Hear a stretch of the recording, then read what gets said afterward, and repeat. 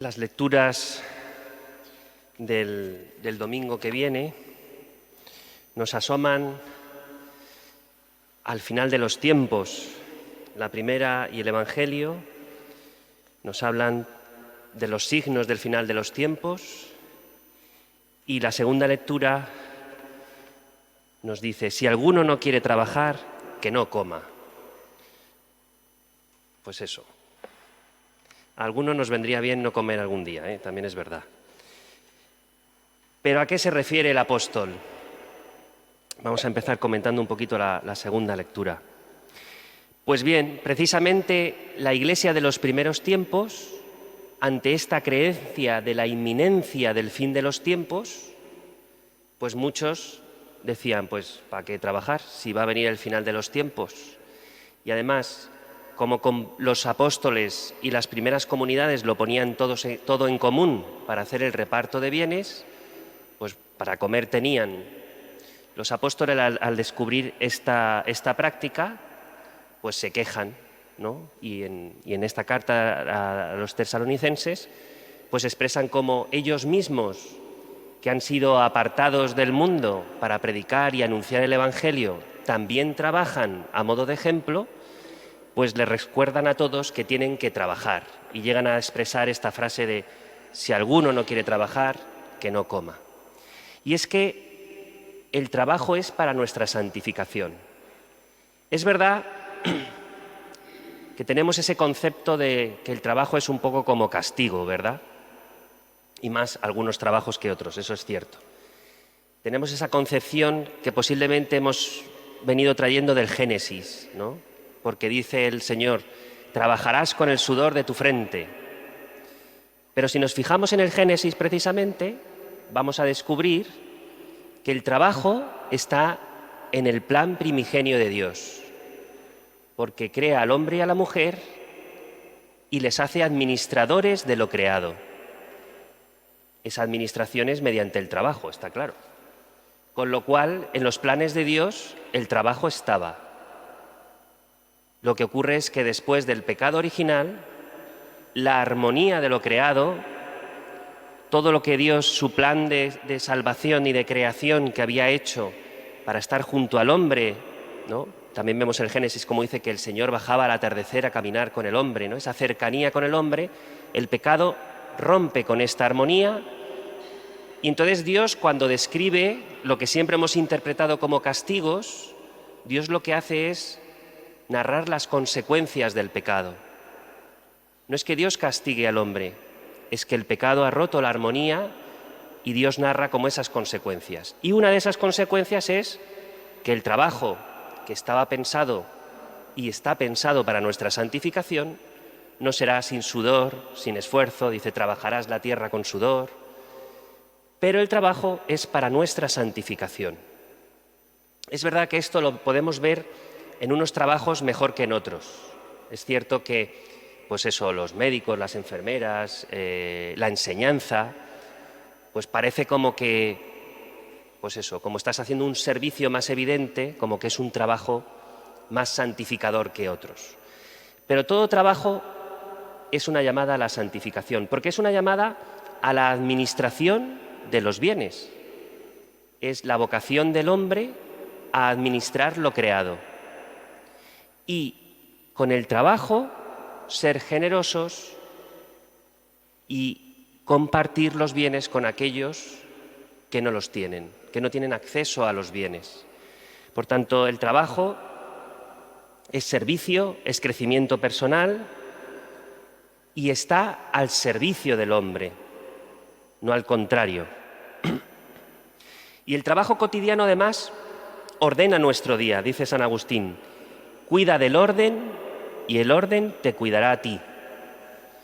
El trabajo nos ordena, no deja que deambulemos por ahí, ¿verdad?, sin hacer nada, vagueando, y nos pone un horario y permite que santifiquemos también nuestra jornada. Los bienes que administramos, por tanto, deben servir para el bien común de la sociedad y además para ayudar, para compartir, para la caridad. Y fijaos, yo siempre me acuerdo aquí una anécdota que a lo mejor ya me la habéis oído porque yo la suelo contar. Hace muchísimos años, cuando yo era joven, en unos ejercicios espirituales, un sacerdote santo, ya fallecido, pero un sacerdote santo, contaba una anécdota que le había pasado a él a esto del trabajo. Nos estaba hablando de la santidad en el trabajo. Y es que él decía que para él el peor trabajo del mundo era conductor de metro. Porque él decía, todo el día en un túnel oscuro, donde no se ve nada, no sabes a dónde terminas, y otra parada, y otra parada, y otra parada. Y él siempre decía, yo pensaba que era el peor trabajo del mundo. Dice, hasta que un día conocí a un conductor de metro y le dije, ¿cómo te compadezco? Te compadezco muchísimo, porque es que tienes un trabajo horroroso. Y el conductor de metro le dice, no, padre, usted se equivoca, porque nosotros tenemos un espejo para ver cuándo podemos cerrar las puertas sin pillar a nadie. Y si yo observo a la gente, y hay gente alegre, gente triste, gente cabizbaja, gente que trasluce que tiene un problema o viene llorando, y si yo de una parada a otra rezo por esas personas. Ofrezco mi trabajo, esa estación, 2 minutos, que dura a veces las estaciones, por esas personas. Es decir, esto es un ejemplo de cómo esa santificación en el trabajo, ¿verdad? Como un conductor de metro, él decía, me dio una gran lección de cómo podemos ofrecer nuestro trabajo hasta lo más sencillo, ¿verdad? Él observaba y si notaba que alguien tenía un problema, ofrecía el trabajo. Pues también nosotros, nuestro trabajo, cuando se hace pesado o cuando se hace un incordio o cuando tenemos algún problema, también es un motivo de ofrecimiento al Señor, pues por las personas que nos rodean. No podemos dejar de ofrecer lo ordinario a Dios, porque ahí es donde forjamos nuestra vida cristiana. Es cuando nos quitamos el traje de la primera comunión y profundizamos en nuestra fe, cuando ordinariamente mantenemos una relación con Dios. Y aquí venimos al Evangelio. Si vemos el Evangelio del domingo, pues a Jesús le llama la atención que están observando la belleza del templo, ¿verdad? Están observando la belleza del templo. Y Jesús les dice, esto que contempláis, llegarán días en que no quedará piedra sobre piedra que no sea destruida. Al decir esto, pues genera tensión y preguntan enseguida, ¿cuándo va a suceder esto? ¿No? Esa inquietud del hombre por saber cuándo va a suceder el final de los tiempos, que es verdad que ahora lo hemos perdido un poco, pero en los tiempos primeros del Evangelio sí que tenían muy presente el final de los tiempos. Pues Jesús les dice que nadie os engañe porque no sabemos cuándo será el día ni la hora, ¿verdad? Lo importante, por tanto, es vivir el hoy como nuestro único día, sin preocuparnos del mañana, que está en manos de Dios, lo dejamos en su divina providencia, y preocuparnos del hoy. El pasado, decía Madre Teresa, el pasado lo dejamos en la misericordia de Dios, el futuro en la divina providencia y el presente, el ahora, en el amor de Dios, que es lo que necesitamos vivir. Y en muchísimas sacristías hay una frase que pone, para recordárselo al sacerdote cuando va a celebrar misa, que lo rece, dice, sacerdote, hombre de Dios, celebra esta misa como si fuera tu primera misa, tu última misa y tu única misa. Yo creo que esto es compatible con nuestra vida cristiana. Cuando nos levantemos, tener este pensamiento, este es mi único día, mi primer día y mi único día. Porque si vivimos así, sin angustias, por el amor de Dios, sin angustias, pero si vivimos de esta manera, vamos a aprovechar el día, vamos a poner las cosas en el Señor, vamos a tener más caridad con el prójimo. Fijaos que mucha gente dice, en los últimos días dice, he tenido suerte porque me he podido despedir de mi padre en el lecho de su muerte y le he podido decir muchas cosas bonitas. Bueno, pues no lo dejemos para el último día porque no sabemos cuál será. Las cosas bonitas y buenas que tenemos que hacer como cristianos, hagámoslas en nuestra vida ordinaria.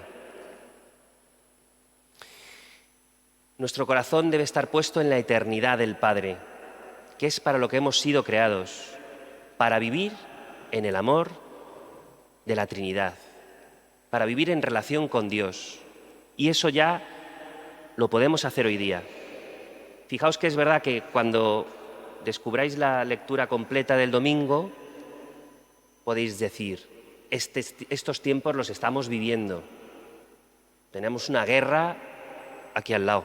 Es verdad que tenemos otras guerras un poquito más lejos que no las hacemos ni caso, pero bueno, tenemos una guerra aquí al lado muy cruenta, que está muriendo mucha gente. En Etiopía hay una guerra activa que ha muerto incluso muchísima más gente, nos decía el otro día un misionero. Es decir, los signos de los tiempos. El clima, ¿verdad? Parece que cuando no es el volcán es nevadas tremendas, cuando no inundaciones tremendas, cuando no sequías tremendas. Parece, ¿verdad?, que es en los signos del final de los tiempos. Parece que estamos ahí. Pero en realidad Jesús nos avisa, no creáis a los falsos mesías que os anuncien el final de los tiempos.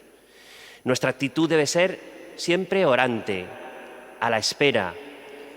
Pero ojo, la espera cristiana no es la espera del sofá, no es la espera de sentarnos en el sillón más cómodo que tengamos a ver pasar el tiempo, a ver telenovelas o a ver fútbol o a ver...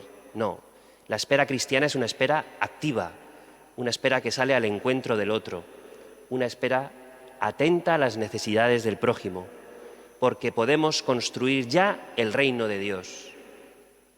Esto es lo mejor y lo más grande que tenemos los cristianos. No tenemos que esperar a que llegue el reino, es que el reino llegó con Cristo y estamos invitados a vivirlos hoy, aquí, ahora.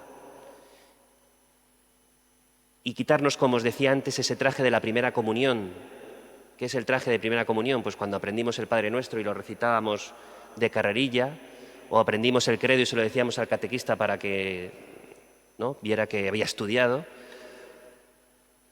Está precioso rezar el Padre Nuestro y rezar el credo, pero ya tenemos una edad en la que podemos profundizar en nuestra fe, en la que podemos profundizar en aquello que estamos viviendo.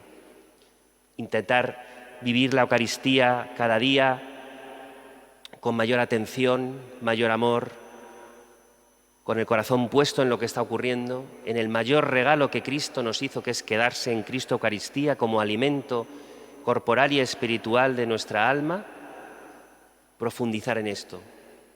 Ya tenemos una edad en la que nuestra relación con Dios puede ser una relación intensa, una relación de cada día. Y pongámonos cosas concretas, cosas que podamos revisar. Pues decir, venga, pues todos los días voy a rezar 10 minutos. No es tanto. 10 minutos, 15 minutos. Voy a hacer oración. Voy a ponerme delante del Señor con el Evangelio del día, por ejemplo, y a ver qué me dice el Evangelio. Y voy a tener pendiente, pues voy a pedir por los que cumplan años, o por mis amigos enfermos, o voy a ofrecer, tengo un día malo, porque voy al médico y a lo mejor tengo una mala noticia, pues voy a ofrecer esto por... Esto es tener una vida ordenada del cristiano, una vida en el que en todos los momentos de nuestro día tengamos momentos concretos en los que podemos, pues a las 12 de rezar el Ángelus, o tener alguna jaculatoria, o incluso simplemente parar un momento y decir, gracias Señor, he tenido una buena noticia, cuelgas, gracias Señor, porque ha pasado esto, o porque me ha llamado mi padre y me ha dado una alegría, o porque me he acordado de fulanito y le he llamado y fíjate, lo necesitaba, gracias Señor.